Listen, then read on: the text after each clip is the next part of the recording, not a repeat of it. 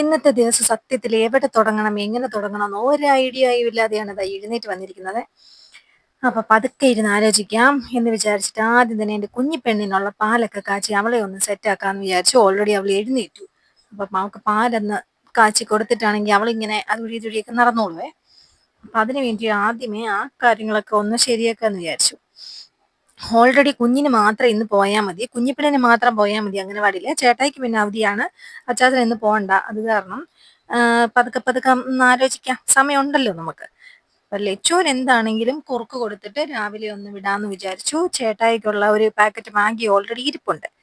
അപ്പൊ അതും കൊണ്ട് അവരുടെ രണ്ടുപേരുടെയും കാര്യങ്ങളൊക്കെ നടക്കും. ഇനി ഞങ്ങളുടെ രണ്ടുപേരുടെയും കാര്യത്തിൽ എന്തെങ്കിലും ഒരു തീരുമാനം ഉണ്ടാക്കണം. അപ്പൊ വെള്ളം തീർന്നായിരുന്നു, കുടിക്കാനുള്ള വെള്ളമൊക്കെ തിളപ്പിക്കാന്ന് വിചാരിച്ചു.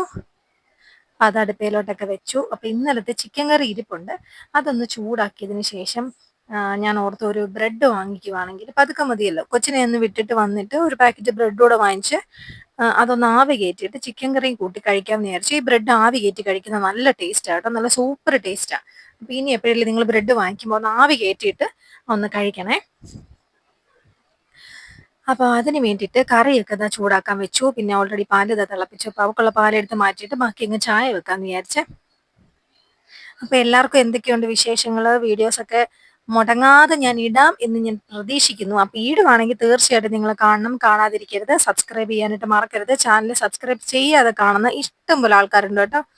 ഇത് മടുപ്പാട്ടോ, ഇത് നല്ല ഫൗള് പരിപാടിയെ കാണിക്കുന്നത്. നിങ്ങൾ സബ്സ്ക്രൈബ് ചെയ്തിട്ട് വീഡിയോസ് ഒക്കെ കാണണം കേട്ടോ. എന്നും ഓരോരോ കാര്യങ്ങൾ, എന്റെ വിശേഷങ്ങള്, ഈ കത്തിവെപ്പും കാര്യങ്ങളും ഒക്കെ കേൾക്കണമെങ്കിൽ നിങ്ങൾ എന്നും വരണ്ടേ?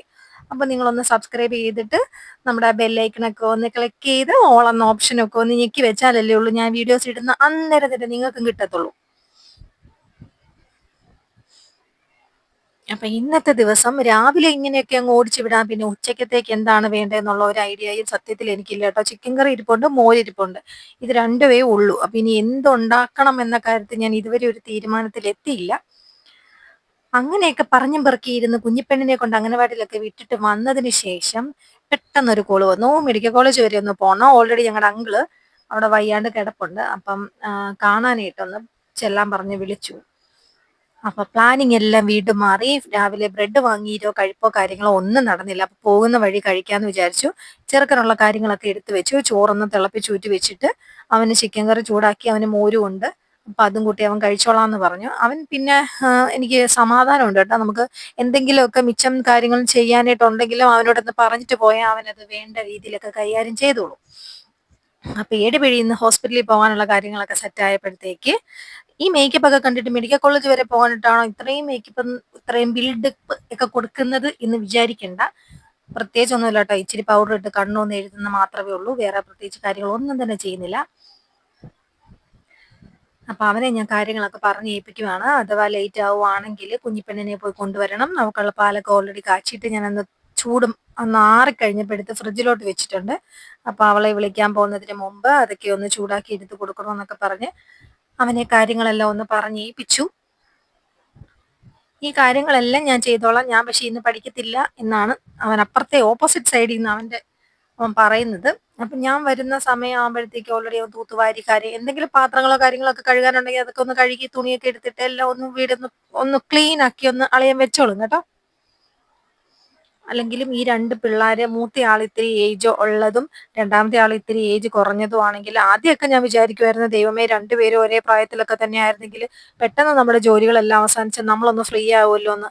പക്ഷെ ഇതാ കൊള്ളാവുന്നത്. കാരണം നമുക്ക് ധൈര്യമായിട്ട് പെട്ടെന്നൊരു അത്യാവശ്യം വന്നാൽ നമുക്ക് ധൈര്യമായിട്ടൊന്ന് പോകണമെന്നുണ്ടെങ്കിൽ മൂത്തയാളെ കാര്യങ്ങളൊക്കെ പറഞ്ഞ് ഏൽപ്പിച്ചിട്ട് നമുക്കൊന്ന് പോകാമല്ലോ. ഒരു തരത്തിൽ നോക്കിയാൽ ഇത് നല്ലതാണ്. ജോലികളൊക്കെ പെട്ടെന്ന് തീരുവല്ലോ എന്ന് വിചാരിക്കുമ്പോൾ അതും നല്ലതാണ്. അപ്പൊ ഞാൻ എന്റെ ചെറുക്കന് ഇപ്പൊ 11 വയസ്സും പെങ്കൊച്ചിന് 3 വയസ്സാകുന്നതേ ഉള്ളൂ. അപ്പൊ ഇത്രയും ഡിഫറൻസ് ഉണ്ട്. അപ്പൊ അതുകൊണ്ട് തന്നെ അവനോട് നമുക്ക് ധൈര്യമായിട്ട് കാര്യങ്ങൾ പറഞ്ഞിട്ടൊക്കെ ഏൽപ്പിച്ചിട്ട് പോകാം.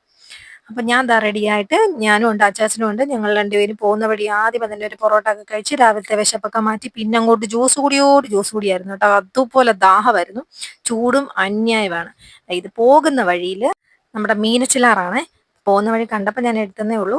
അപ്പൊ ഇന്നത്തെ വിശേഷങ്ങൾ ഇത്രയൊക്കെ തന്നെ ഉള്ളായിരുന്നു. പെട്ടെന്ന് പ്ലാനിങ്ങുകളൊക്കെ മാറിയത് കാരണം കംപ്ലീറ്റ് ആയിട്ടുള്ള പരിപാടികൾ ഒന്നും തന്നെ നടന്നില്ല. എന്താണേലും ഉള്ളതൊക്കെ വെച്ച് ഞാൻ നിങ്ങളെയും കൂടെ കാണിച്ചിട്ടുണ്ട് എന്തൊക്കെയാണ് ഇവിടെ നടക്കുന്നതെന്നുള്ളത്. ഇവിടെയല്ല, എന്റെ കാര്യത്തിൽ എന്തൊക്കെയാണ് നടക്കുന്നതെന്ന് ഞാൻ നിങ്ങളെയും കൂടെ കാണിച്ചിട്ടുണ്ട്.